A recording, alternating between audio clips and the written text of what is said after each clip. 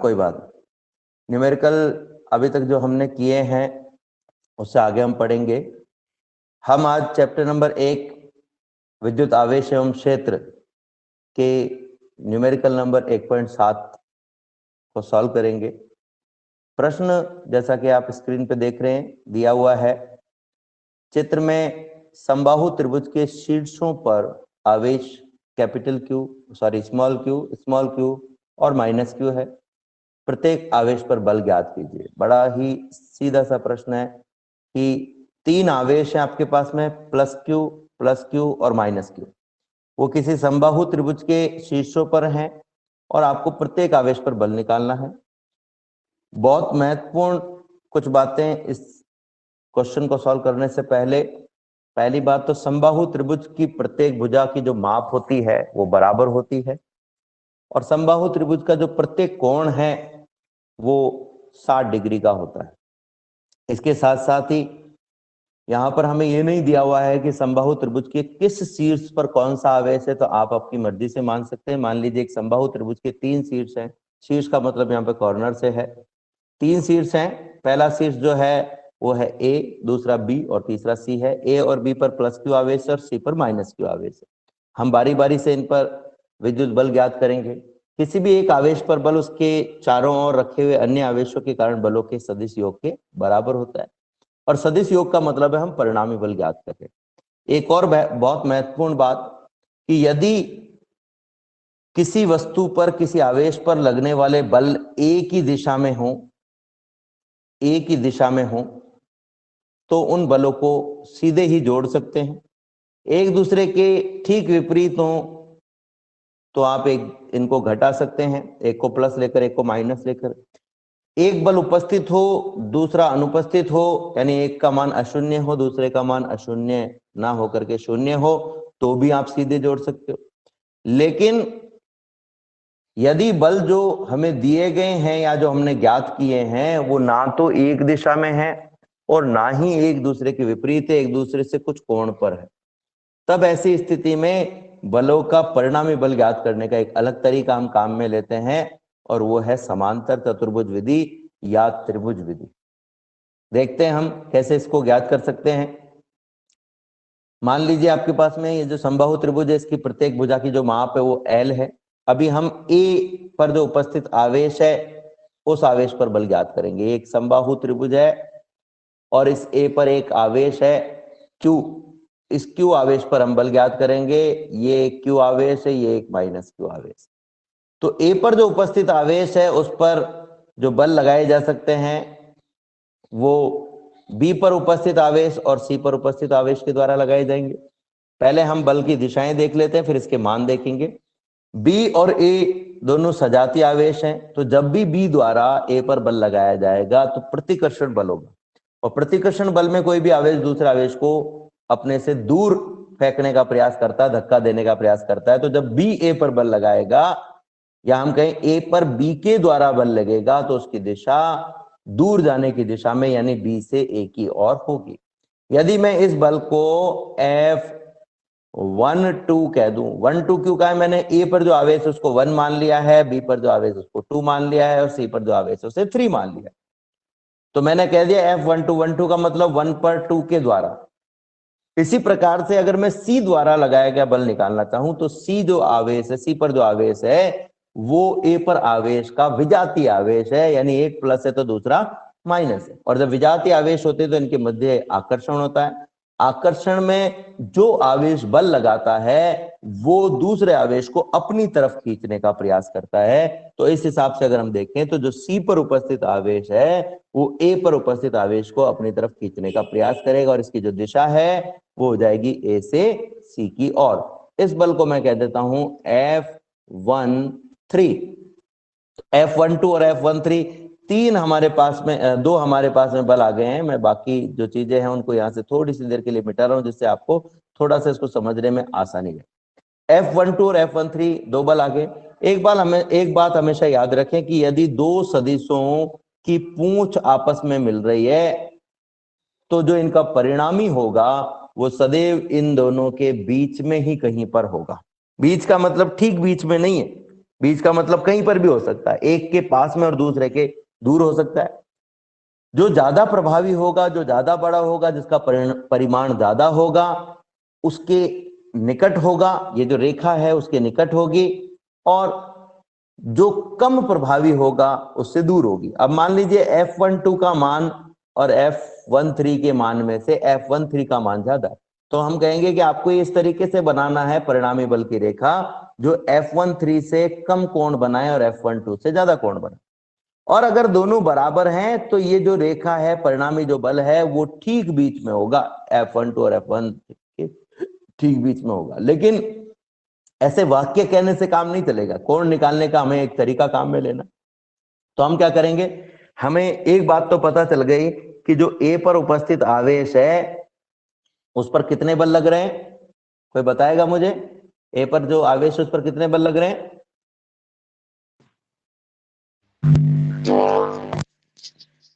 दो बल लग रहे हैं सर। दो बल लग रहे हैं ए पर जो, ठीक है, वेरी गुड, दो बल लग रहे हैं। ए पर जो उपस्थित आवेश है उस पर दो बल लग रहे हैं, एक F12 है और एक F13 है। यानी कि ए पर उपस्थित आवेश पर आपको परिणामी बल निकालना है। दुर्गेश बेटा आवाज म्यूट कर लो अपनी, माइक म्यूट कर लो अपना। तो मैं जो कह रहा था उस पर वापस आता हूं कि ए पर जो उपस्थित आवेश है उस पर दो बल लग रहे हैं, एक F12 है और दूसरा F13 है। यानी कि यहाँ पर ए पर आपको परिणामी बल निकालना है, ए पर उपस्थित आवेश पर परिणामी बल निकालना है, तो F12 और F13 का परिणामी आपको ज्ञात करना पड़ेगा। अब मैं क्या करूंगा, बारी बारी से F12 और F13 का मान ज्ञात करूंगा। तो F12 का मान हम ज्ञात कर लेते हैं, सूत्र होता है 1/4πε0, इसको आप K कह सकते हो, ठीक है। अब K के साथ में आपको क्या लेना है, वो आवेश जो बल लगा रहा है, तो बल लगा रहा है B वाला आवेश। पहले हम F12 ले रहे हैं, फिर हम लेंगे F13। तो F12 क्या होगा, B पर उपस्थित आवेश द्वारा A पर उपस्थित आवेश पर लगाया गया बल। तो K इंटू वो आवेश जो बल लगा रहा है, बल कौन लगा रहा है, जो B पर उपस्थित है, तो B पर उपस्थित आवेश का मान क्या है, Q बटा दोनों आवेश, दोनों की दूरी, दोनों किसकी दूरी, बी पर उपस्थित आवेश और बिंदु ए की दूरी, सॉरी ए पर उपस्थित आवेश की दूरी। दोनों आवेशों का आपको गुणनफल लेना है, बल निकालना है तो आपको दोनों का गुणनफल लेना पड़ेगा। तो पहला आवेश Q है और दूसरा भी Q है, तो Q इंटू Q आपके पास हो जाएगा। और दोनों के बीच की दूरी, अगर मैं इसकी भुजा को L मानूं तो दोनों के बीच की दूरी हो गई L, और इसका आपको लेना है वर्ग। तो ये आपके पास में आ गया Q Q upon L square. Q into Q बराबर होता है क्यू स्क्वायर, तो आपके पास में आ जाएगा के Q square upon L square. और अगर मैं इसकी दिशा देखना चाहूं तो इसकी दिशा होगी बी से ए की और, बी से ए की और, ठीक है। तो इस प्रकार से हम इसकी दिशा निकाल सकते हैं। अब अगर मैं F13 निकालना चाहूं तो F13 कितना होगा, तो F13 क्या है, F13 है C पर उपस्थित आवेश द्वारा ए पर उपस्थित आवेश पर लगाया गया बल। F13 इज इक्वल टू के, पहला आवेश Q, दूसरा आवेश Q अपॉन Q, दूसरा आवेश Q अपॉन दोनों के बीच की दूरी L, क्योंकि यहां पर भी माइनस Q आवेश और प्लस Q आवेश के बीच की जो दूरी है वो भुजा के बराबर है, L के बराबर है, L का स्क्वायर। अब आप सोच रहे होंगे भाई एक आवेश तो धनात्मक है दूसरा ऋणात्मक है, तो दोनों की जगह धनात्मक क्यों लिया है? तो जब भी आप सदिश राशि ज्ञात करते हैं तो सदिश राशि में आवेश का परिमाण लिया जाता है, आवेश का मान नहीं लेकर के उसका परिमाण लिया जाता है। तो प्लस क्यू आवेश का परिमाण भी प्लस क्यू है और माइनस क्यू का भी प्लस क्यू है, तो दोनों का ही प्लस क्यू है। परिमाण में माइनस प्लस नहीं आता है, परिमाण लेना है इसलिए हमने प्लस क्यू लिया। तो क्यू इंटू क्यू क्या हो जाएगा आपके पास में, क्यू इंटू क्यू हो जाएगा क्यू का स्क्वायर अपॉन एल स्क्वायर। और दिशा अगर हम देखना चाहें तो ये आकर्षण हो रहा है, यानी इसकी दिशा होगी ए से सी की और, ए से सी की और। तो आपके पास में दो बल आ गए हैं F13 F12, ये दोनों जो हैं इन दोनों के मान भी आपने निकाल लिए हैं। अब देखते हैं इसमें आगे हमारे पास में क्या आएगा।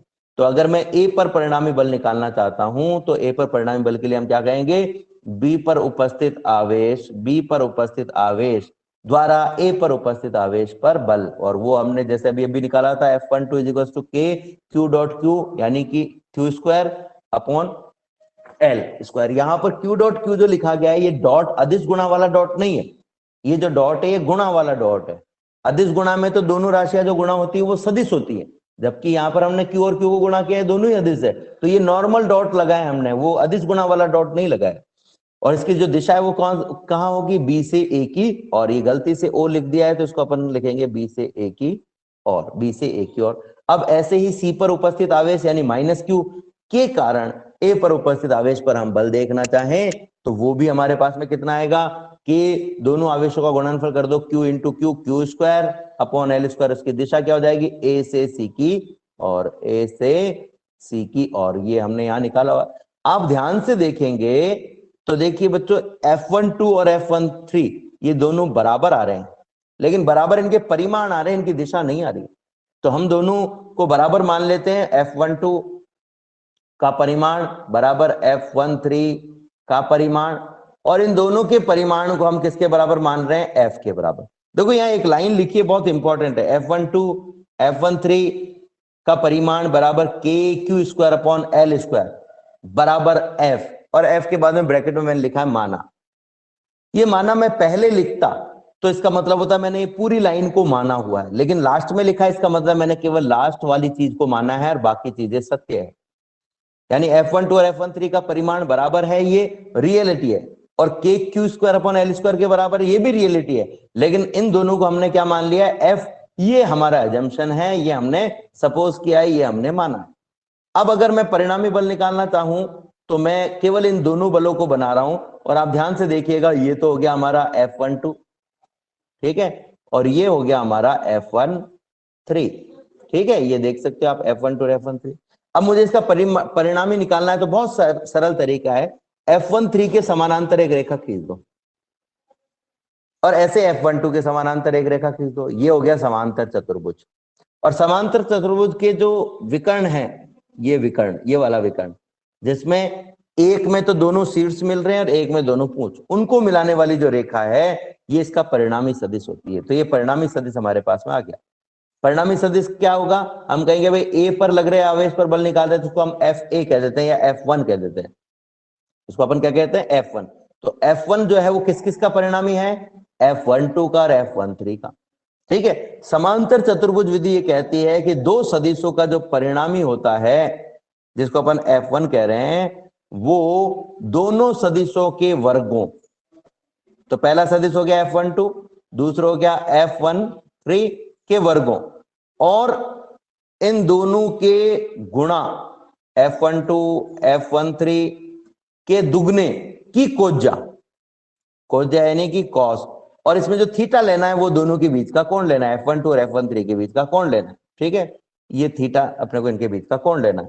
तो ये समांतर चतुर्भुज विधि में अपन ने पढ़ा था, मैं इसको एक दूसरे तरीके से भी आपको बता देता हूं, आपको अभी और आसानी से समझ में आ जाएगा, थोड़ा सा चित्र भी आपके लिए आसान हो जाएगा समझना। मान लीजिए कि आपके पास में एक सदिश है A और एक सदिश है B, ये A सदिश है और ये B सदिश है, तो इनका जो परिणामी होगा, ये परिणामी सदिश जो होगा, इसको अगर मैं R कहूं तो ये जो R है वो A के वर्ग B के वर्ग और A और B को गुणा करके 2 से गुणा करो, और फिर उसके बाद में इसके साथ में cos थीटा लगा दो। यहाँ थीटा क्या है, A और B के बीच का कोण है, ये थीटा A और B के बीच का कोण है। तो मैं यही फॉर्मूला यहाँ पर इसमें काम में लूंगा और आप देखिएगा कि कैसे हम इसका मान निकाल सकते हैं। तो अगर मैं F1 का मान निकालना चाहूं तो F1 किस किस का परिणामी है, कोई बता सकता है मुझे? सर F12 और F13 का। F12 और F13 का। अब आप सोच रहे होंगे सर ये बहुत देर से परिणामी परिणामी कर रहे थे, परिणामी होता क्या है? देखो ध्यान से समझ लेना, किसी भी वस्तु पर, बिंदु पर जितने भी सदिश कार्य करते हैं उन सदिशों का जो सदिश योग होता है वो कहलाता है परिणामी। तो A पर जो उपस्थित आवेश है ना, उस पर दो बल ज्ञात कर रहे हैं, काम कर रहे हैं, एक तो F12 जो इधर की तरफ है और एक F13 जो इस तरफ है। इन दोनों का जो सदिश योग है, अब सदिश योग में सदिशों को जोड़ने का तरीका अलग होता है, इसलिए हम क्या कर रहे हैं, सदिश योग। इन दोनों का जो सदिश योग है वो कहलाएगा इनका परिणामी। तो जो परिणामी है F1 वो क्या होगा, पहले सदिश F12 का वर्ग, आप देखो F12 का वर्ग कर दिया मैंने, फिर प्लस दूसरे सदिश F13 का वर्ग, प्लस F12 और F13 को गुणा किया और फिर उसको 2 से गुणा कर दिया और फिर उसको cos से गुणा कर दिया, अब और दोनों के बीच का कोण लिख दिया। अब दोनों के बीच का कोण कैसे निकाले हम, तो देखिएगा आप ध्यान से कि हमको पता है कि समकोण समबाहु त्रिभुज का प्रत्येक कोण 60 डिग्री, ये 60 डिग्री है, तो ये बचा हुआ कोण कितना हो गया, ये जो बचा हुआ कोण है ये वाला, ये कितना हो जाएगा, टोटल 180 होता है, तो 60 घटा दीजिए 180 में से, कितना आ जाएगा आपके पास में 120, इसलिए हमने क्या 20। लिखा है यहाँ पर 120। तो हमारे पास में आपको ये बच्चे ये बताओ मुझे, ये वाली जो लाइन लिखी है मैंने F1 बराबर F12 का स्क्वायर प्लस F13 का square plus 2 F12 F13 cos 120, ये लाइन समझ में आ गई क्या? अगर ये लाइन समझ में आ गई तो हम आगे बढ़े, यस सर आ गई। चले हाँ आगे, सर ये तो आगे चले जाएंगे। आगे, चलो आगे आगे चलते सर। देखते हैं। अब देखो आगे हम इसका मान रखेंगे, हमने F12 को क्या माना है, F माना है, पिछली लाइन में हमने F माना था, F13 को भी हमने क्या माना था, F माना था, तो F12 की जगह मैंने लिख दिया F, ठीक है, इसको मैं थोड़ा सा बड़े रूप में लिख देता हूं तो आपको और समझ में आ जाएगा। तो ये देखो मैं केवल अंडररूट के अंदर की F12 की जगह लिख दिया हमने F का स्क्वायर, फिर F13 की जगह लिख दिया हमने F का स्क्वायर प्लस 2। अब F12 और F13 गुणा हो रहा है, यानी F12 भी F और F13 भी F, तो F का मान क्या हो जाएगा, F का स्क्वायर, ये F का स्क्वायर, और cos 120 का जो मान होता है वो उतना ही होता है जितना कि cos 60 का मान होता है। cos 60 का मान कितना होता है, 1/2, लेकिन cos 120 का मान ऋणात्मक होता है, ये सेकंड क्वाड्रेंट में आता है, ये आपको 11वीं में बताया गया था, तो ये हो जाएगा माइनस का 1/2, ये 2 से 2 कैंसिल हो जाएगा, तो ये माइनस बाहर आ जाएगा, आपके पास में क्या आ जाएगा, देखो 2 से 2 कैंसिल हो गया इस वाले में, तो माइनस बाहर आ गया, तो क्या आ गया, पहले पद का एफ स्क्वायर दूसरे पद का एफ स्क्वायर, ठीक है, ये आपके पास में ऐसे रह जाएगा, पहले पद का एफ स्क्वायर दूसरे पद का एफ स्क्वायर और तीसरे पद में माइनस का एफ स्क्वायर, तो ये एफ स्क्वायर से एफ स्क्वायर कट गया, जैसे कि इसमें कट रहा है, इस वाले पद में क्या रह जाएगा आपके पास में, आपके पास में रह जाएगा अंडर ऑफ एफ का स्क्वायर। अंडर का मतलब होता है घात आधी कर देना, अंडर का मतलब क्या है, घात आधी कर देना। तो अभी अगर मैं एफ स्क्वायर की घात आधी करूं तो स्क्वायर यानी 2, 2 का आधा कितना होता है, 1, तो आपके पास में क्या आ जाएगा, एफ की घात 1, तो ये देखो ये आ गया आपके पास में एफ स्क्वायर का अंडर यानी कि एफ, ठीक है, यानी F1 बराबर क्या आ गया, एफ। अब एफ का मान कितना है, तो ये हम पहले ही ले चुके हैं, के Q square upon L square, तो ये हमारे पास में F1 का मान आ गया, ठीक है। अब हमें क्या निकालना है, कोण निकालना है, ये बहुत इंपॉर्टेंट है बच्चों, ये वाली लाइन अगर आपके समझ में आ गई तो बाकी दो जो बल है वो आप बहुत आसानी से निकाल लोगे। ध्यान से समझना, मैं बहुत इंपॉर्टेंट चीज बता रहा हूं। मान लीजिए कि ये एक सदिश है ए, ये एक सदिश है बी, आपके स्क्रीन पर रेड से मार्का आ रहा होगा, और ये इनका परिणामी है आर, ठीक है। तो सबसे पहले आप ये देखो कि जब आप आर की दिशा निकाल रहे हो तो दिशा निकालने का एक तरीका कोण निकालना भी है, ठीक है, दिशा निकालने का एक तरीका कोण निकालना भी। तो आप एक तरीके से आर का कोण निकाल रहे हो। अब मुझे एक चीज बताओ कि मैंने ये एक रेखा खींच दी, ये एक किरण बनाई है, आप देख रहे होंगे नीचे की तरफ पी किरण बनाई है, कोई मुझे बता सकता है इस पी किरण का कोण कितना है? ये पी किरण आपको स्क्रीन पे दिखाई दे रही होगी, इस पी किरण का कोण कितना है? हिमांशु बताना चाह रहा है, बताओ भाई हिमांशु, कोई बता सकता है? कोई भी ट्राई करो, गलत होगा इससे ज्यादा क्या होगा? जीरो हो सकता है, जीरो हो सकता है। रामकिशन कह रहा है जीरो हो सकता है, एकार्थ कह रहा है जीरो हो सकता है। मैं आपको बहुत इंपॉर्टेंट बात बता रहा हूं बच्चों, ध्यान से सुनना मेरी बात को। ये एक किरण है और एक किरण का कोई भी कोण नहीं होता है,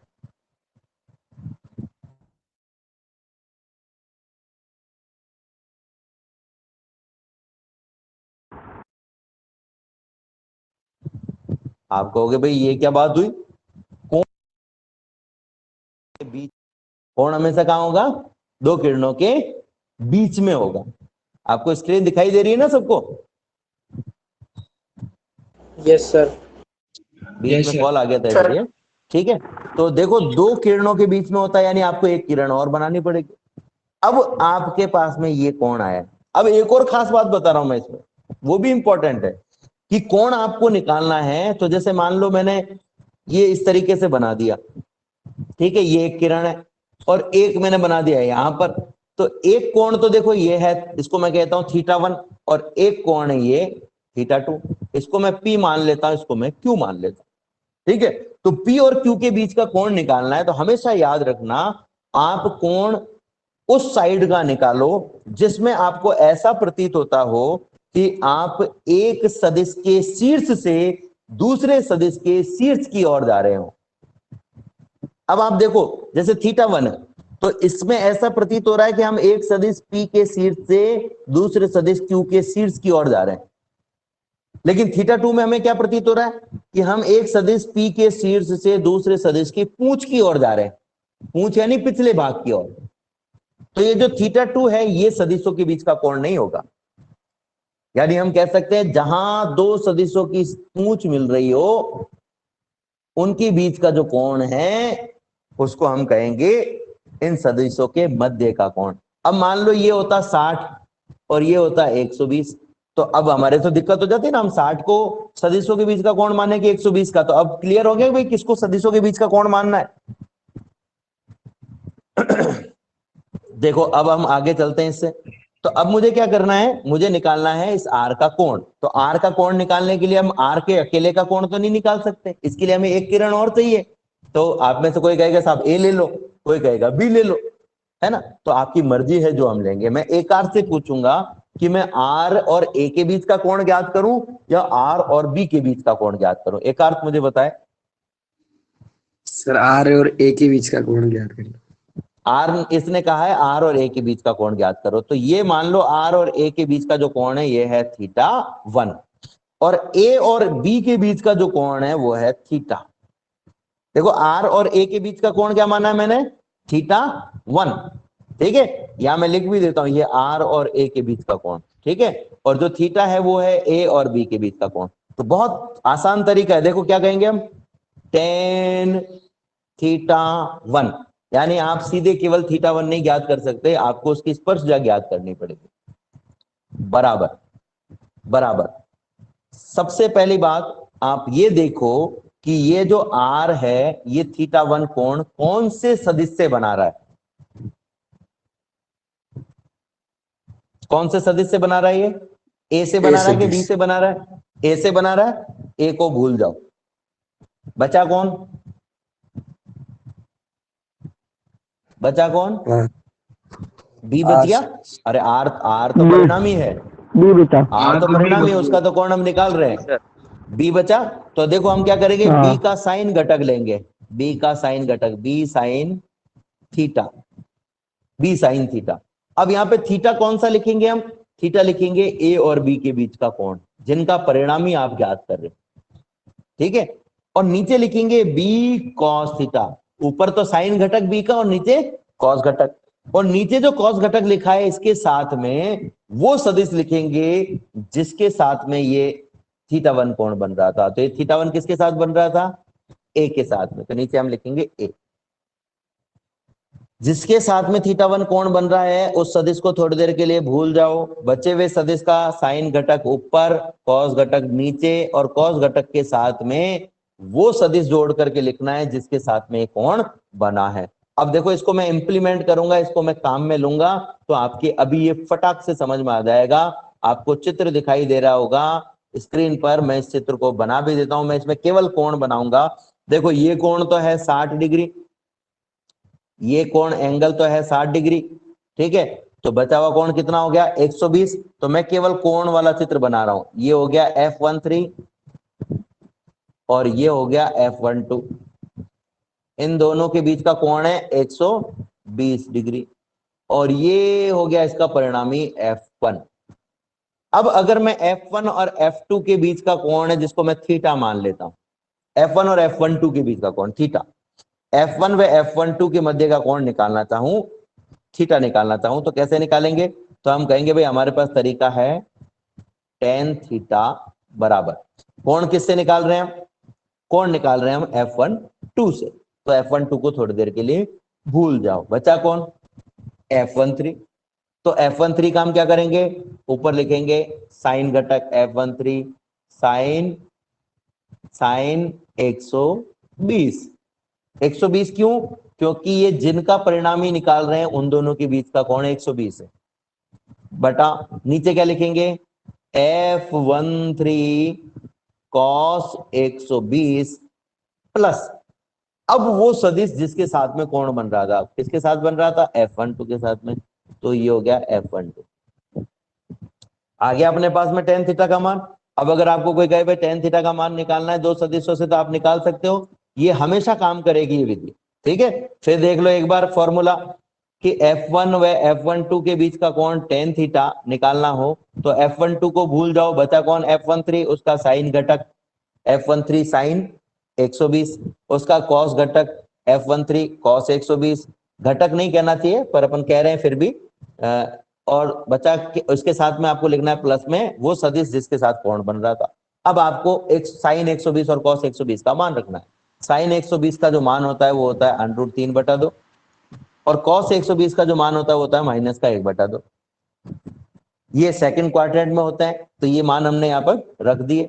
अब आप देख सकते हो नीचे वाली जो राशि है उसमें अपने पास में क्या आया है, नीचे वाली राशि में आपके पास में आया है जो हर पे राशि लिखी है, मैं केवल हर की राशि की बात कर रहा हूं, हर में जो राशि लिखी हुई है उसमें आपके पास में आया है f माइनस बाहर ले लिया इसमें से -f/2, यानी ऐसा लग रहा है एक f में से आधा f घटा दिया तो कितना बचा, आधा f बचेगा, तो आपके पास में रह जाएगा नीचे की तरफ आधा f, नीचे रह गया आपके पास में आधा f, और ऊपर कितना था, तो ऊपर तो √3f/2 था, ये f से f कट गया, 2 से 2 कट गया, बचा क्या, √3, तो √3 जो है हमारे पास में बच गया है। तो इस तरीके से हमने ये लिख लिया tan थीटा बराबर √3, यहां लिख सकते हैं हम √3।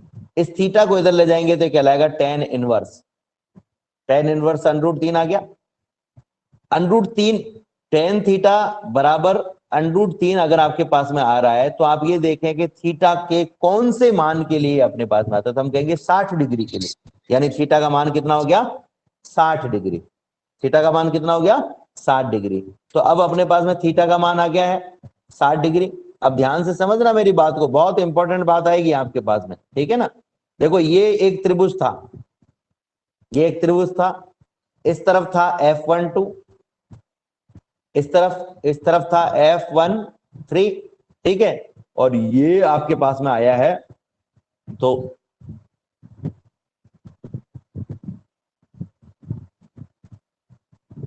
ये आपके पास में आया है F1, ये कोण 60 आया है, तो ये कोण भी 60 होगा, ठीक है। खैर अपने को उससे कोई लेना देना नहीं है, लेकिन आप ध्यान से देखिएगा ये कोण 60 है, ओ सॉरी, ये कोण 60 डिग्री है, ठीक है। अब मैं क्या कर रहा हूं, केवल एक तो ये रेखा बना रहा हूं, एक ये रेखा बना रहा हूं और एक ये रेखा बना रहा हूं, ठीक है। चित्र में एक तो ये रेखा हो गई, एक हो गई ये रेखा जिसको हमने नाम दिया था BC, ये BC रेखा हो गई, ठीक है, और एक ये रेखा हो गई F1 की, ये हो गई F1 की रेखा, ठीक है। एक तो F1 की रेखा हो गई, एक BC रेखा हो गई, ठीक है, ये रेखा हो गई अपने पास में, इसको तो खैर तीर नहीं लगाना चाहिए, यह BC रेखा हो गई।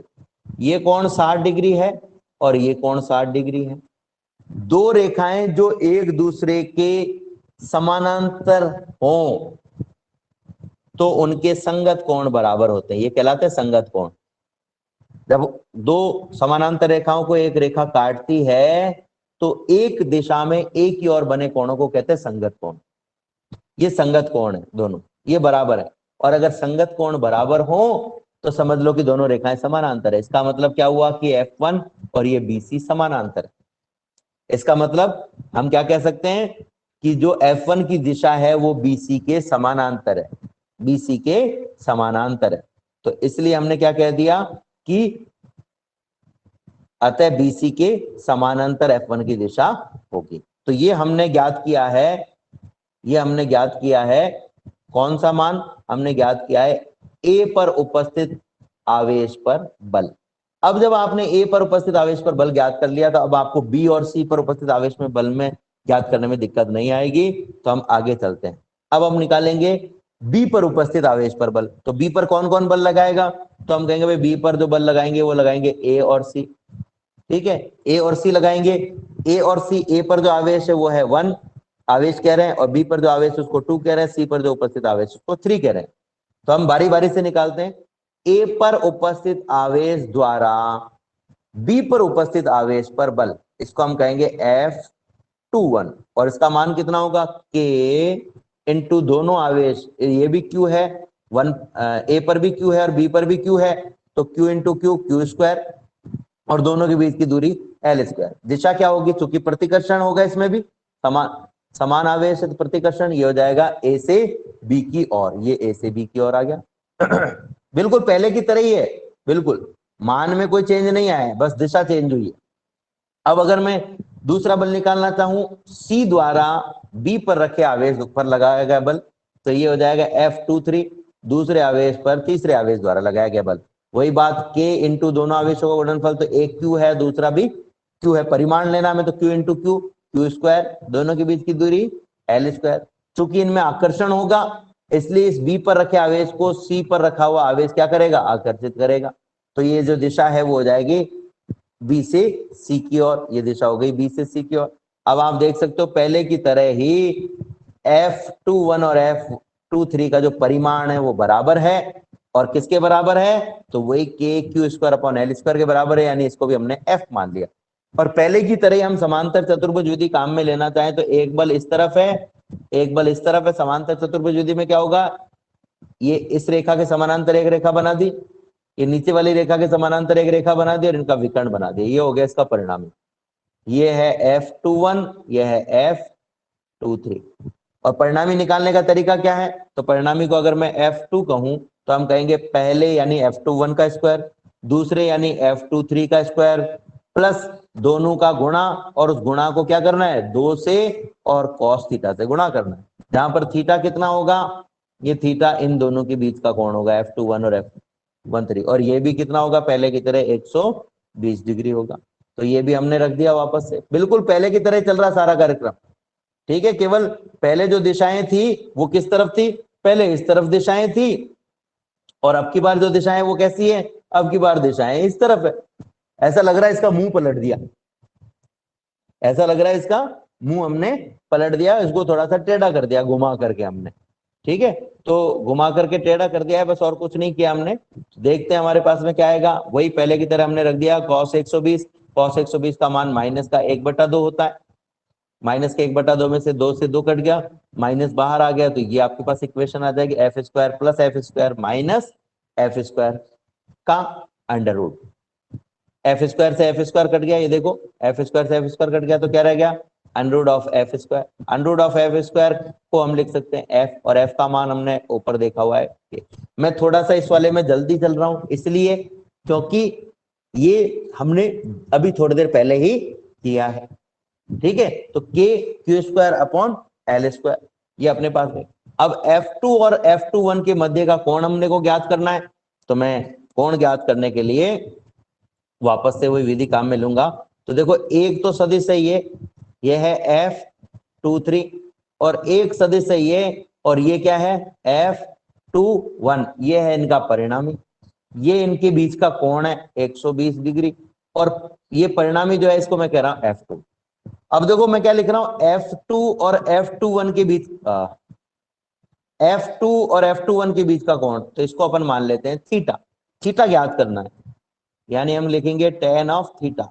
ठीक है, ये कोण किस किस के बीच का है, F2 और F21 के बीच का। तो F2 तो परिणामी सदिश है, जब भी परिणामी सदिश का कोण हम ज्ञात करते हैं तो उसका एक तरीका मैंने आपको बताया था। ऊपर अपन क्या करेंगे, F21 जो अपने लिखा हुआ है, इस F21 से कोण ज्ञात कर रहे हैं, F2 और F21 के बीच का कोण ज्ञात कर रहे हैं, तो हमें क्या करना पड़ेगा, F21 को तो भूलना है। बचा क्या, कोई बताएगा ऊपर की तरफ क्या आएगा अपने पास में, आपने से कोई भी बता F23 और F23 आएगा, और कुछ भी आएगा साथ में, साइन घटक, इसका साइन घटक आएगा, और कोण कितना आएगा इसके बीच में 120। ठीक है, तो ये तीनों चीजें देखो बेटा, आप जो सोचते हो ना न्यूमेरिकल बहुत कठिन है, ये ऊपर वाली लाइन मैंने नहीं बताई आपको, ये आपने बताई है मुझे। इसका मतलब आपके समझ में आ रहा है, आप कर सकते हो।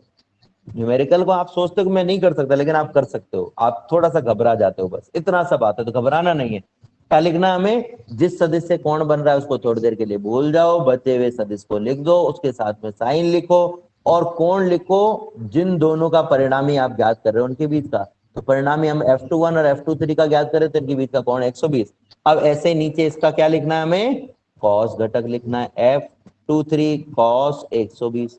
और इसके साथ में प्लस में क्या लिखना है, वो सदिश जिससे कोण ज्ञात कर रहे थे, तो ये आ गया F21।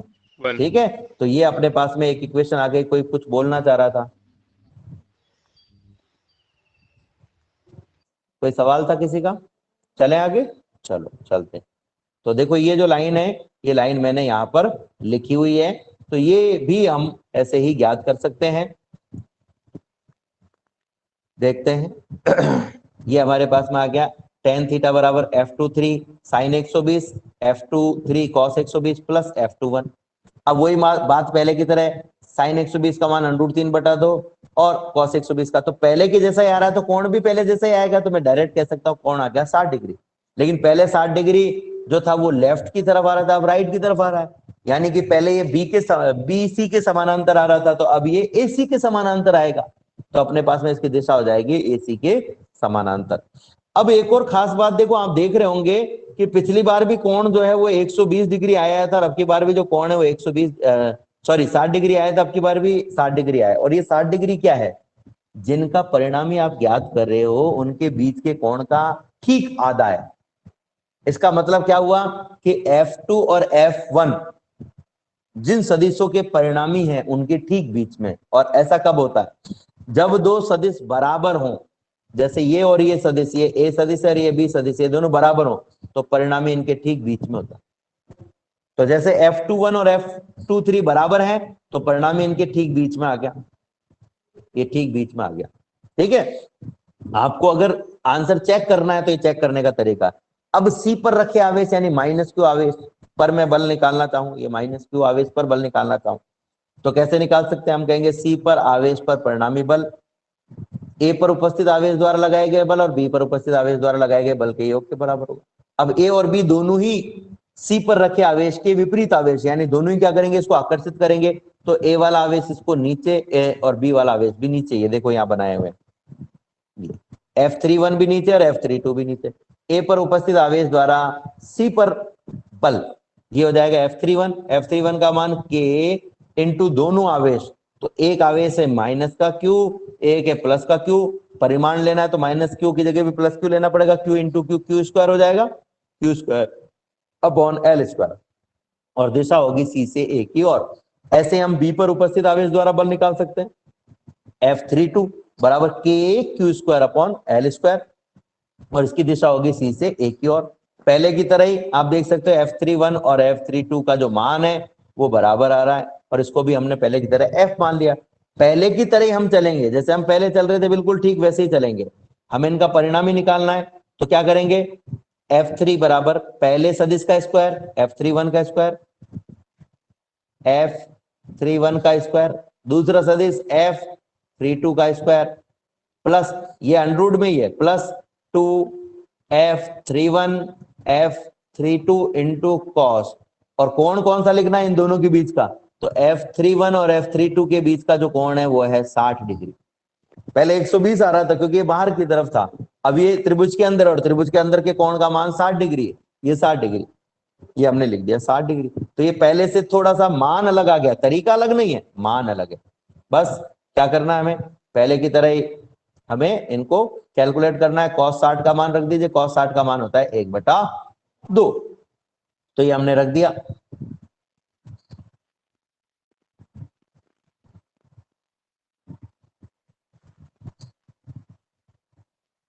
ये रहा पेज, थोड़ा सा आगे पीछे लग गया है, कोई बात नहीं। ये F स्क्वायर, और देखो 2F² इंटू 1/2, 1/2 2F² क्यों आया, क्योंकि F31 और F32 दोनों बराबर है, दोनों की जगह F लेंगे तो आ जाएगा आपके पास में, ये इस इक्वेशन में देख सकते हो आप, ये F31 और F32 की जगह F लेंगे तो 2F² और cos 60 की जगह 1/2, ये cos 60 की जगह 1/2। तो 2 से 2 कट जाएगा, आपके पास में रह जाएगा F square plus F square plus F square, यानी कि 3f स्क्वायर। 3 का अंडरूट हो गया अंडरूट 3 और f का हो गया f स्क्वायर का हो गया f। अब f की जगह हमने रख दिया k Q square upon l square. अब अपने को कोण ज्ञात करना है, तो देखो ये ऐसे बना हुआ था, ये था f31, ये था f32, इनका परिणाम ही आएगा यहाँ बीच में f3।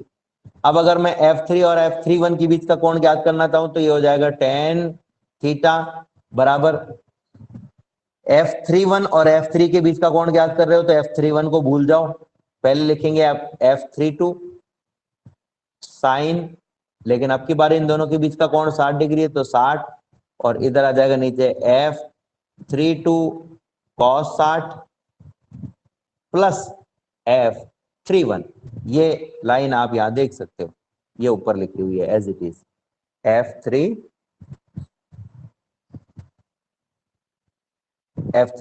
ठीक है, वो लिखने में नहीं आ रहा थोड़ा सा तो समझ लीजिए आप इसको f31, ये हमने यहाँ पर लिख दिया है ऊपर, ठीक है। अब अपने को क्या करना है, मान रखने केवल, तो मान रख देते हैं अपन, देखते हैं क्या आता है हमारे पास में मान।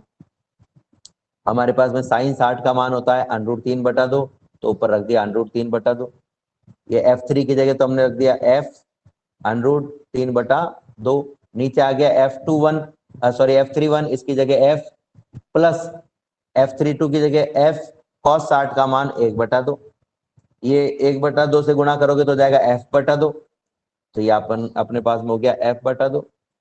ऐसा लग रहा है एक f और आधे f को जोड़ रहे हो तो कितना हो जाएगा, 1.5 यानी 3/2, तो आपके पास में हो जाएगा नीचे 3/2f, ये f से f कैंसिल हो गया, 2 से 2 कैंसिल हो गया, ऊपर आ गया √3, नीचे आ गया 3, ठीक है।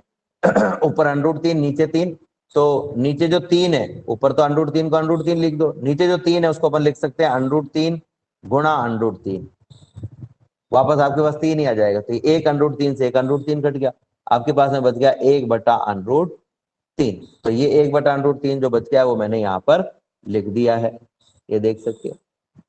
tan थीटा बराबर 1/√3, 1/√3 थीटा के कौन से मान के लिए आता है, तो ये 30 डिग्री के लिए आता है, तो हमने यहाँ पे लिख दिया थीटा का मान हो गया 30 डिग्री। तो ये देखो टोटल था 60, ये टोटल कोण 60 डिग्री था, ये बीच में हमने ले लिया एकदम 30 डिग्री आ गया, तो ये भी बीचों बीच आया, तो इसकी दिशा कैसे आ रही है, ऊर्ध्वाधर नीचे की ओर, जैसे कि चित्र में हमने बनाई हुई है। तो इस तरीके से हम इस प्रश्न को सॉल्व कर सकते हैं। इस प्रश्न में जो महत्वपूर्ण था वो पहला भाग था, जब हमने ए पर बल निकाला। अगर आपको पहला भाग समझ में आ गया तो दूसरा, तीसरा, चौथा भाग भी आपको अपने आप ही आ जाएगा। लेकिन अगर आपको पहला भाग समझ में नहीं आया तो दूसरा, तीसरा भाग आपको समझ में नहीं आएगा, क्योंकि जो पहले भाग में वही हमने दूसरे भाग में और तीसरे भाग में अप्लाई किया। अभी समय हमारे पास में 15 मिनट और है, तो हम एक प्रश्न और कर लेते हैं। ये आसान प्रश्न है, ये मुश्किल नहीं, ये इतना बड़ा लेंथी प्रश्न नहीं है, बहुत इजी प्रश्न है, छोटी सी कैलकुलेशन है। प्रश्न कह रहा है कि कोई इलेक्ट्रॉन 2 × 10⁴ न्यूटन प्रति कूलाम परिमाण के एक समान विद्युत क्षेत्र में 1.5 सेंटीमीटर दूरी तक गिरता है। चित्र में जैसा दिया हुआ है, क्षेत्र का परिमाण समान रखते हुए इसकी दिशा उत्क्रमित कर दी जाती है। अब कोई प्रोटॉन इस क्षेत्र में उतनी ही दूरी तक गिरता है, यानी ये भी 1.5 सेंटीमीटर दूरी तक गिरता है। दोनों प्रकरणों में गिरने में लगे समय की गणना कीजिए, इस परिस्थिति की गुरुत्व के अधीन मुक्त पतन से तुलना कीजिए। देखो, जैसा कि ये पहला चित्र आप देख रहे हो, ये पहला चित्र आप देख रहे हो, मैं इसको ऊपर बना देता हूं। ये पहला चित्र, ये माइनस माइनस माइनस, ये प्लस, ये प्लस, ये प्लस, इसमें 3 लाइनें बनाई हुई है, मैं एक ही बनाऊंगा। प्लस और माइनस बीच आवेश को मिलाने वाली रेखा जो होती है, जैसे मैं इन दोनों को मिला देता हूं, ये मिला दिया मैंने, मिलाने वाली रेखा कि किसी भी बिंदु पर विद्युत क्षेत्र आपको निकालना है तो हमेशा प्लस से माइनस की ओर आएगा, यानी विद्युत क्षेत्र की दिशा हो गई ऊपर की ओर, प्लस से माइनस की ओर। अब ये जो इलेक्ट्रॉन है ये गिर रहा है नीचे की ओर, ये इलेक्ट्रॉन नीचे की ओर गिर रहा है। हमेशा ध्यान रखना कि ऋणात्मक आवेश पर जो बल होता है वो हमेशा विद्युत क्षेत्र के विपरीत दिशा में होता है। तो अगर मैं इसको लिखना चाहूं तो लिख सकता हूं F बराबर माइनस का E इंटू ई। अब आप सोच रहे होंगे ये माइनस जो लगाया है इसका मतलब क्या है, तो माइनस का मतलब है बल की दिशा विद्युत क्षेत्र के विपरीत है। लेकिन बहुत महत्वपूर्ण बात बता रहा हूं मैं आपको, बहुत महत्वपूर्ण बात है। जब आप केवल परिमाण लोगे तो आपको यहाँ माइनस नहीं लगाना, ये माइनस केवल दिशा को बता रहा है और किसी चीज को नहीं बता रहा। यानी हम कह सकते हैं कि बल का मान F बराबर परिमाण तो ई है, लेकिन अब दिशात्मक रूप से लोगे तो माइनस आ जाएगा, यानी कि इसकी दिशा माइनस का मतलब इसकी F की दिशा ई के विपरीत है, बस इतना सा। ठीक है, F की दिशा। कीर्तन सुथार ने एक क्वेश्चन पूछा है, उस क्वेश्चन का अपन अभी आंसर देंगे, अभी थोड़ी देर में अपन आंसर देंगे, और पहले मैं इसको सॉल्व कर लेता हूं फिर इसका आंसर दूंगा बेटा कीर्तन, है ना। तो F बराबर कितना हो गया ई, ये किस तरफ होगा, तो हम कहेंगे भाई बल विद्युत क्षेत्र ऊपर है तो बल किधर लगेगा, नीचे की ओर। आवेश कहां जा रहा है, वो भी नीचे की ओर जा रहा है। ठीक है, जिस दिशा में बल लगता है त्वरण भी उसी दिशा में होता है। अब मुझे बताओ कि ये जो इलेक्ट्रॉन है इस पर ये विद्युत क्षेत्र में रखा हुआ है, ठीक है। जब भी विद्युत क्षेत्र में कोई इलेक्ट्रॉन रखा हुआ है तो उस पर इस विद्युत क्षेत्र के कारण एक बल लग रहा है। तो मुझे बताओ इस पर टोटल बल कितने लग रहे हैं, एक लग रहा है कि दो लग रहे हैं कि तीन लग रहे हैं, कोई बता सकता है कितने बल लग रहे हैं, आपको कितने बल दिखाई दे रहे हैं, मैं बता देता, एक बल दिखाई दे रहा है, वेरी गुड, एक बल दिखाई दे रहा है। वैसे इस पर दो बल लग रहे हैं, वैसे इस पर दो बल लग रहे हैं, लेकिन दिखाई हमें एक ही दे रहा है। दो कौन से लग रहे हैं, तो हम कहेंगे एक तो विद्युत बल लग रहा है नीचे की ओर, बल नीचे, विद्युत क्षेत्र ऊपर की ओर है, बल नीचे की ओर, और एक लग रहा है गुरुत्वाकर्षण बल। गुरुत्वाकर्षण बल कैसे लग रहा है, ये विद्युत क्षेत्र जिन आवेशों का है, आवेशों के द्रव्यमान के कारण भी एक बल लग रहा है। आकर्षण बल का मान विद्युत बल में बहुत छोटा होता है, इसलिए आप इसको नेग्लेक्ट कर सकते हैं, यानी एक ही बल लग रहा है। किसी भी वस्तु पर लगने वाले सभी बलों का कुल योग m इंटू ए के बराबर होता है। यानी कि जब एक बल लग रहा हो तो एक का मान m इंटू ए के बराबर होगा, और जब दो बल लग रहे होंगे तो उन दोनों का जो सदिश योग आएगा वो m इंटू ए के बराबर होगा। तीन लग रहे होंगे तो तीनों का जो सदिश योग आएगा वो m इंटू ए के बराबर होगा। ठीक है, तो ये हमने लिख दिया, हमारे पास में था F बराबर E इंटू ई, और ये F ए की बल है, यानी ये अपने आप में कुल बल है, तो F की जगह क्या लिख सकते हैं हम, M इंटू ए। ठीक है, अब देखो एक खास बात और बता रहा हूं मैं, आप ये मत सोच लेना कि M इंटू ए कोई नया बल है, नया बल नहीं है। ये जितने भी बल लग रहे हैं उनका परिणामी बल है, यानी उनका परिणाम क्या दिखाई देगा। अब जैसे मान लो कि एक कुर्सी को एक व्यक्ति लेफ्ट में खींच रहा है 10 न्यूटन बल से, और एक राइट में खींच रहा है 10 न्यूटन बल से, तो इसका परिणाम क्या होगा, हम कहेंगे वो कुर्सी कहीं नहीं जाएगी, उस पर टोटल बल जीरो हो जाएगा। तो ये जीरो कोई नया बल नहीं है, ये जो दो बल लगे थे इन्हीं का योग है, ये जो दो बल लगे ये इन्हीं का योग है, कोई नया बल नहीं है। तो m इंटू ए नया बल नहीं होता है, ये लगने वाले बलों का योग होता है। ठीक है, ये कक्षा 11 में भी आपने पढ़ा होगा। तो m इंटू ए लिख दिया, इस a को यही रहने दो, m इंटू ए में से ये a को यही रहने दो और m को दूसरी तरफ ले जाओ, तो a बराबर हो जाएगा ई अपॉन m। अब आप सोच रहे होंगे हमें तो समय निकालना है, तो आप त्वरण के पीछे क्यों पड़े हुए हो, तो मैं अभी बता देता हूं हम त्वरण के पीछे क्यों पड़े हुए हैं। हमारे पास में बल का जो मान आया था वो आया था F बराबर E इंटू ई। क्या जब इलेक्ट्रॉन नीचे की ओर गिरता है तो उसका आवेश चेंज हो जाता है, तो हम कहेंगे आवेश की गति का इसके मान पर कोई प्रभाव नहीं पड़ता है। और हमें यह भी दिया हुआ है कि विद्युत क्षेत्र का मान भी कांस्टेंट है, यानी स्मॉल ई भी कांस्टेंट, कैपिटल ई भी कांस्टेंट। जब स्मॉल ई और कैपिटल ई दोनों ही कांस्टेंट हो तो इसका मतलब बल का मान भी कांस्टेंट आएगा। बल का मान जब कांस्टेंट आता है तो समझ लो कि त्वरण का मान भी कांस्टेंट है, यानी कि ये एक समान त्वरण से गति है। और जब भी कोई वस्तु एक समान त्वरण से गति करती है तो उसमें हम गति के तीन समीकरण v बराबर u plus A T, s बराबर U T plus half A T square, और v square minus you square plus 2as ये हम लगा सकते हैं। और इन तीनों समीकरणों से आप प्रारंभिक वेग, समय, त्वरण, अंतिम वेग, विस्थापन ज्ञात कर सकते हो। तो मैं समय ज्ञात करने के लिए ये समीकरण, जो समीकरण नंबर सेकंड और समीकरण नंबर थर्ड, इन दोनों में से ज्ञात काम में लूंगा। फर्स्ट भी काम में ले सकता हूं, सॉरी, मैं समय ज्ञात करने के लिए फर्स्ट और सेकंड काम में लूंगा, थर्ड काम में नहीं ले सकता क्योंकि थर्ड में तो टी है ही नहीं। ठीक है, तो हम समय ज्ञात करेंगे तब हम ये ज्ञात करेंगे, लेकिन इन दोनों ही समीकरणों में से फर्स्ट या सेकंड समीकरण को ज्ञात करने के लिए ए का मान आपके पास होना चाहिए, इसलिए हम ए ज्ञात कर रहे हैं। तो ए बराबर ई अपॉन एम हो गया। अब ई का मान रख देते, स्मॉल ई का मान 1.6 इंटू 10 की घात -19, कैपिटल ई का मान आपको दिया हुआ है 2 इंटू 10 की घात 4 न्यूटन प्रति कूलम, और एम यानी कि इलेक्ट्रॉन गति कर रहा है, तो इलेक्ट्रॉन का द्रव्यमान, इलेक्ट्रॉन का त्वरण निकाला तो इलेक्ट्रॉन का द्रव्यमान 9.11 इंटू 10 की घात -31। आप इसकी जगह 9 भी ले सकते हो, 9 इंटू 10 31, वो भी चलेगा, किलोग्राम। अब देखो ये कूलाम से तो कूलाम कट गया, और 2 को 1.6 से गुणा कर दिया, ठीक है, ये 2 को 1.6 से गुणा कर दिया 2 को 1.6 से गुणा कर दिया तो ऊपर आ गया अपने पास में 3.2 इंटू 10 की घात कितनी हो गई, तो देखो आप माइनस का 19 ऊपर है और प्लस का 4 है, तो माइनस का 19 प्लस का 4 माइनस का 15 हो जाएगा, और नीचे रह जाएगा माइनस का 31, ठीक है। तो माइनस का 15, नीचे माइनस का 31 और 9 का 9 है, ऊपर रह गया आपके पास में कूलाम तो कट चुका था, न्यूटन और किलोग्राम। अब ये 10 की घात -31 को ऊपर ले जाओ तो क्या हो जाएगा, 10 की घात माइनस का 15 गुणा 10 की घात प्लस का 31, माइनस का 31 ऊपर जाके प्लस 31 हो जाएगा, दोनों के आधार समान है, घातें जुड़ जाएंगी, तो हो जाएगा आपके पास में माइनस का 15 प्लस का 31, माइनस का 15 प्लस का 31 इज इक्वल टू प्लस का 16, तो ये 10 की घात 16 आ गई।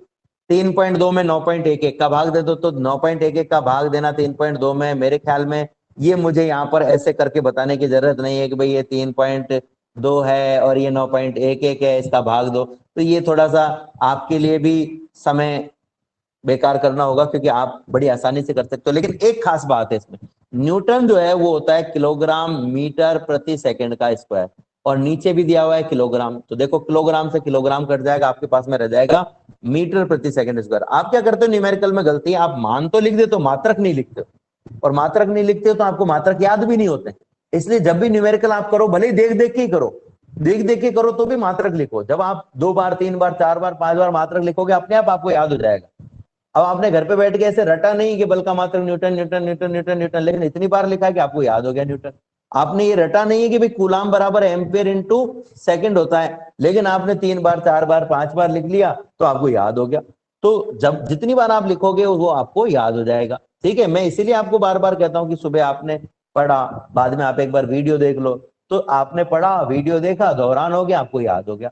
अब इसमें क्या फायदा और क्या नुकसान है, अब आप क्या करते हो, मैंने आपको वीडियो भेजा, आपको मैं कहता हूँ देख लिया क्या, हाँ देख लिया सर, पर आप देखते नहीं हो, थोड़ा सा चलाया, बंद कर दिया, या उसको स्किप करके तेजी से आगे बढ़ा दिया, और हाँ साहब देख लिया मैंने, तो मेरे पास में सारा रिपोर्ट आ जाती कि आपने देखा कि नहीं देखा। कोई बात नहीं, मुझे कोई दिक्कत नहीं है, लेकिन उसका नुकसान क्या हुआ, आपको वो टॉपिक अच्छे से क्लियर नहीं हुआ, और क्लियर नहीं हुआ तो आपके टेस्ट में नंबर कम आ रहे हैं, आपके टेस्ट जो है वो उसमें आप पूरा नहीं लिख पा रहे हो, इसलिए दोहरान करो, दोहरान करोगे तो आपके समझ में आ जाए। खैर अपन न्यूमेरिकल पर आते हैं वापस से।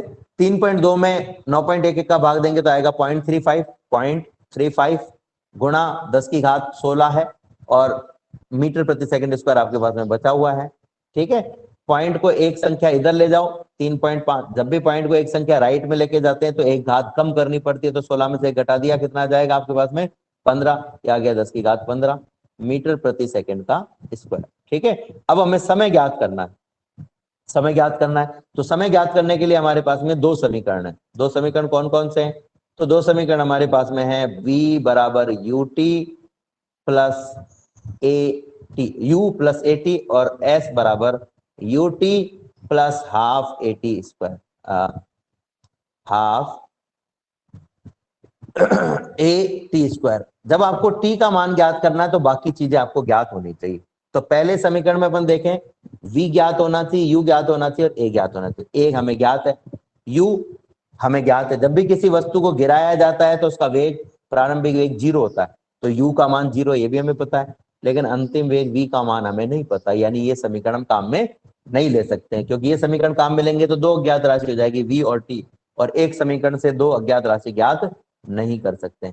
तो फिर देखते हैं सेकंड समीकरण काम में ले सकते हैं क्या। सेकंड समीकरण में देखते हैं, सेकंड समीकरण में कौन कौन सी राशि है, s u और a, t के अलावा। t तो हमें ज्ञात करना ही है। अब देखते हैं a ज्ञात है क्या, हाँ अभी अभी ज्ञात किया है, ये रहा। u ज्ञात है क्या, हाँ ज्ञात है, जब भी किसी वस्तु को गिराते हैं तो उसका प्रारंभिक वेग 0 होता है। एस ज्ञात है कि हाँ, हमें ज्ञात है कि किसी इलेक्ट्रॉन जो वो 1.5 सेंटीमीटर दूरी तक गिर रहा है, यानी विस्थापन भी 1.5 होगा, तो एस भी हमें ज्ञात है, यानी तीनों चीज ज्ञात है, यानी मैं इस समीकरण को काम में ले सकता हूं। तो ये समीकरण हम काम में ले लेते हैं। यू का मान कितना है, एस की जगह तो हम लिख देते हैं हाइट, जितनी हाइट है उतना ही एस है, उतना ही विस्थापन है। यू का मान हो गया 0 इंटू टी प्लस आपके पास में आ गया ए टी का स्क्वायर। अब 0 इंटू टी बराबर होता है 0, तो इसको मैं यहां से हटा देता हूं, 1/2 रह गया यहाँ पर, 1/2। अब इस 2 को इधर ले जाओ और ए को नीचे ले आओ, तो आपके पास में हो जाएगा, आपके पास में हो जाएगा टी स्क्वायर बराबर 2 इंटू एच अपॉन ए। और अगर आपको टी का मान निकालना है, टी का मान निकालना है तो इसका अंडरूट ले लो, ये अंडरूट ले लिया। तो आप देख सकते हो कि हम आसानी से टी का मान ज्ञात कर सकते हैं। ठीक है, ये टी का मान ज्ञात कर लेते हैं। समीकरण में भी मैं यहाँ पर भी बताया तो आपको, देखो एस बराबर U T plus half A T square, you की जगह हमने रख दिया है 0, तो ये समीकरण आ गया। बचा हुआ हाफ ए टी स्क्वायर रहेगा आपके पास में, पहला पद तो 0 हो गया, 2 और ए को दूसरी तरफ ले जाओगे और अंडरूट ले लोगे तो 2h अपॉन ए जाएगा। 2h का मान 1.5 सेंटीमीटर है, सेंटीमीटर को मीटर में कन्वर्ट करोगे तो 10 की घात -2 आ जाएगा, ये 10 की घात -2 मीटर आ गया। नीचे हमने ए का मान रख दिया, मीटर से मीटर कट रहा है आपको दिख रहा है यहाँ पर, ऊपर 2 को 1.5 से गुणा कर दोगे तो ऊपर तो आ जाएगा आपके पास में 3, एक मिनट, ये आपके पास में आ जाएगा 3 और नीचे आ जाएगा 3.5। घाते अपन देखें तो -2 ऊपर है, 15 ऊपर ले गए -17 हो गया। सेकंड स्क्वायर 3 में 3.5 का भाग दिया तो 0.855 आ गया, इंटू 10 की घात -17। वही पॉइंट को अपन एक संख्या राइट में लेके जाएंगे तो घात 1 माइनस हो जाएगी, तो माइनस का 17 -1 माइनस का 18 हो गया। ठीक है, यहाँ पर आप गड़बड़ कर दे तो माइनस का 16 मत करना। ठीक है, तो अब इसका अंडरूट आप लोगे तो 2.9 इंटू 10 की घात -9 आ जाएगा। अब जो दूसरा प्रश्न है इसमें वो कह रहा है कि दिशा उत्क्रमित कर दो, दिशा उत्क्रमित कर दी, ये हो गया प्लस, ये हो गया माइनस, यानी विद्युत क्षेत्र नीचे हो गया। अब प्रोटॉन को गिराओ, गिरा दिया साहब, प्रोटॉन धनावेश है, धनावेश पर बल हमेशा विद्युत क्षेत्र की दिशा में होता है, यानी कि इस पर बल नीचे की ओर लगेगा। तो अब इस पर अपन निकालना चाहें तो बिल्कुल इलेक्ट्रॉन में जैसे अपन ने निकाला वैसे के वैसे निकालेंगे, बल का मान हो जाएगा ई। क्यों? क्योंकि प्रोटॉन का आवेश इलेक्ट्रॉन के आवेश के बराबर होता है, और एफ की जगह हमने रख दिया वापस से m इंटू ए। पहले की तरह हम क्या करेंगे, m को नीचे ले जाएंगे तो a का मान आ जाएगा, वही पहले की तरह कैलकुलेशन चल रहा है। बस दिक्कत क्या है, m पहले इलेक्ट्रॉन का द्रव्यमान रखा था, प्रोटॉन का द्रव्यमान रख दिया 1.67 इंटू 10 की घात -27। ये आपके पास में कैलकुलेशन करने पर a का मान आ गया, और वही पुराने समीकरण की तरह आपको t की कैलकुलेशन करनी है। कोई नया चीज नहीं है, केवल मान चेंज हुए हैं, सूत्र वो का वही है। मैं उम्मीद करता हूं आप कर लेंगे। ठीक है, मैं उम्मीद करता हूं आप कर लेंगे। तो आज